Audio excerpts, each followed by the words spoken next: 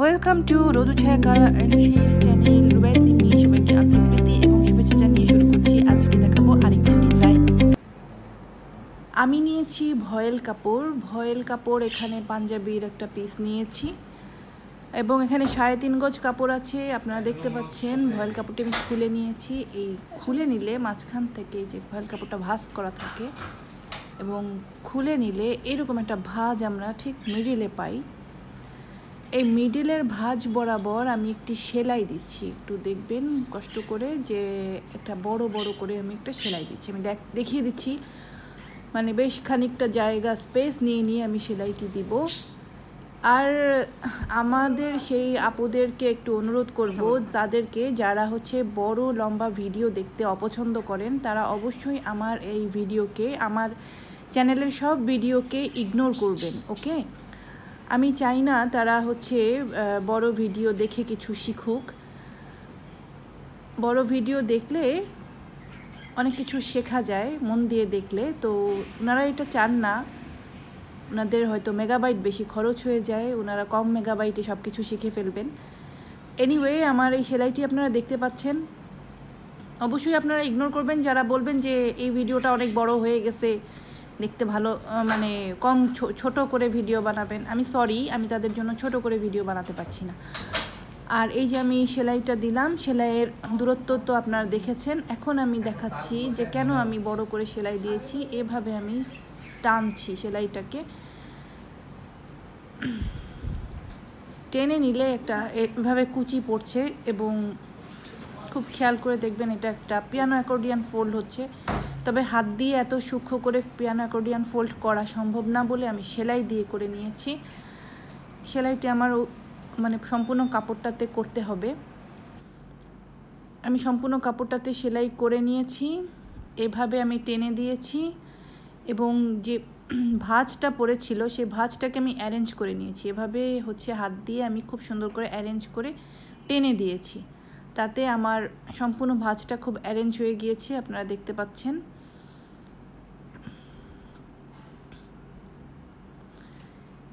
ভাঁজটাকে আমি এভাবে আপনার হাত দিয়ে কুচি করে করে ভাঁজটাকে করে নেবেন, পাখা ফোল্ডের মতো কুচি করে করে করে নেবেন, একদম অ্যারেঞ্জ করে নেবেন।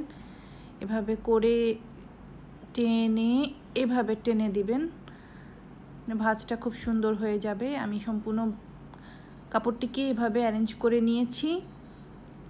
আপনারা দেখতে পাচ্ছেন আমি আগে থেকে অ্যারেঞ্জ করে নিয়েছি, আপনারা করে নেবেন।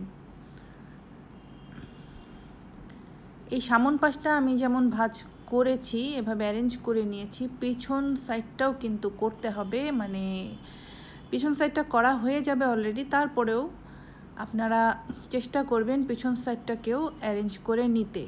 ঠিক আছে, পিছন সাইডটাকেও খুব সুন্দর করে আপনারা হাত দিয়ে জোরে জোরে টেনে একদম ভাঁজটাকে সুন্দর করে ফেলবেন। এরপর আমি দেখতে পাচ্ছেন যে কাপড়ের যে সুতাটা, আমার যে সেলাইয়ের যে সুতাটা, সেই সুতাটা দিয়ে আমি মিডলটা বেঁধে নিচ্ছি।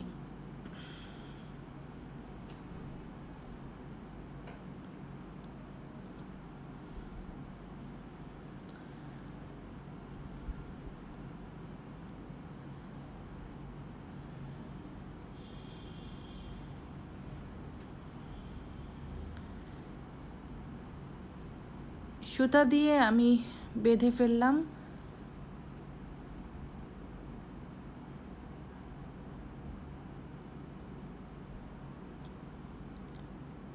সুতা কেটে নিলাম। নির্দিষ্ট দূরত্ব পর পর আমি আসলে সুতা দিয়ে বেঁধে নিব। এখন এই যে এখন দেখতে পাচ্ছেন আমি আরেকটি বাঁধন দেবার চেষ্টা করছি।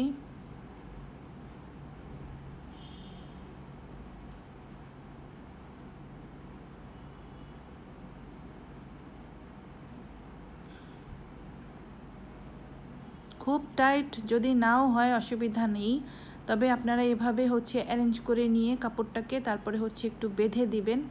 আসলে আমার ডিজাইনটাই সেরকম, আমার ডিজাইনটাতে একটু অল্টার একটা বিষয় আছে, রঙের একটা অল্টারনেটিভ থাকবে। শুরুতেই আপনারা দেখেছেন, থাম্বনেইলে আপনারা একটা ডিজাইন দেখেছেন, এখানে আপনারা একটা অল্টার কালার দেখেছেন, সেই কারণেই ডিজাইনটাই সেরকম। আচ্ছা, এভাবে আমি সেকেন্ড বাঁধনিটি দিয়ে দিলাম। এভাবে সম্পূর্ণ কাপড়টিকেই আসলে নির্দিষ্ট দূরত্ব পরপর কাপড়টাকে বেঁধে ফেলতে হবে। এভাবে বেঁধে ফেলে কাজটা করতে হবে, ঠিক আছে?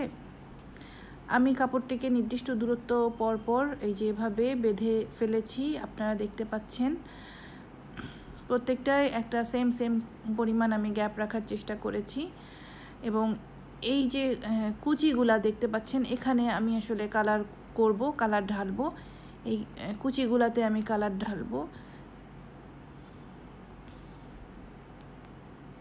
আমি কাপড়টিকে ভিজিয়ে নিলাম এবং আমার যে ট্রে আছে রং করার, যে ডাই করার যে ট্রে, সেই ট্রের উপর বিছিয়ে নিলাম। এই কুচি অংশগুলাতে আমি আসলে কালার ঢালবো। এই কুচি অংশগুলোতে আমি অল্টার করে কালার ঢালবো। দুটা কালার আমি আসলে মিক্স করে নিব এবং ভ্যাট কালার করব। আমি গরম ভ্যাট কালার ঢালবো। একটি টিউবের মধ্যে আমি গরম ভ্যাট কালার নিয়েছি। দেখতে পাচ্ছেন আমি টিউবটিকে একটি হাতা দিয়ে ধরে নিয়েছি এবং সেই কুচি অংশগুলোতে আমি একটি কালার দিচ্ছি। এটা হচ্ছে ভ্যাট কালো। ভ্যাট কালো অ্যাকচুয়ালি অ্যাশ কালার হয়ে যায়, সেই অ্যাশ কালারের মতোই হবে। আচ্ছা, এখানে আমি টোটাল এই কাজটাতে 1 চা চামচ পরিমাণ কালো কালার ব্যবহার করেছি। 1 চা চামচ কালো কালারে আমি 2 চা চামচ ভ্যাট কালারে, আচ্ছা 1 চা চামচ কালো কালারে, এই যে টিউবটা দেখতে পাচ্ছেন, 1 চা চামচ কালো কালারে আমি 2 চা চামচ হাইড্রোজ এবং 2 চা চামচ কস্টিক ব্যবহার করেছি। আমি অল্টার করে করছি, খেয়াল করবেন যে একটি অংশকে আমি বাদ দিচ্ছি, সুতা দিয়ে বাঁধা একটি অংশকে বাদ দিচ্ছি, একটি অংশ পরপর আমি কালার করছি।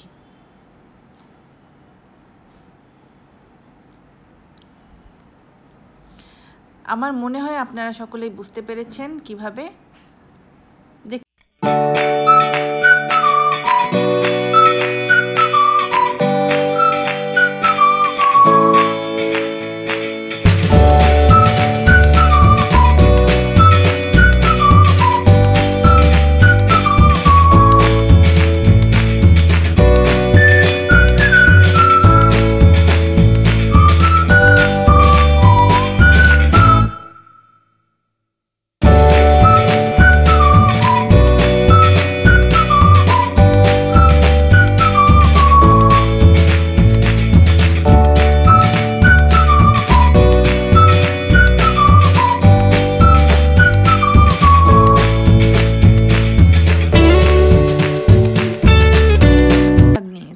এবং তার ডাবল পরিমাণ করে হচ্ছে হাইড্রোজ এবং কস্টিক নিয়ে রংটি গুলিয়ে নিয়েছি।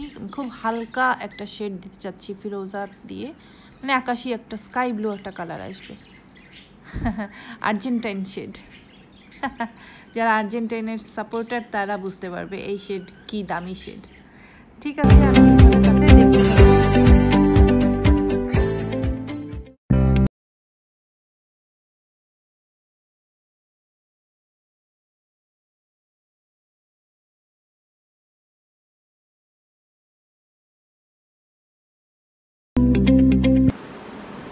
আমাদের কালার করা হয়ে গেল। 20 মিনিট সময় আমি নিচ্ছি কালারটা বসার জন্য। এরপর আমি ধুয়ে ফেলবো পানি দিয়ে, ভালোভাবে সাদা পানি দিয়ে ধুয়ে নেওয়ার পর মেডিসিন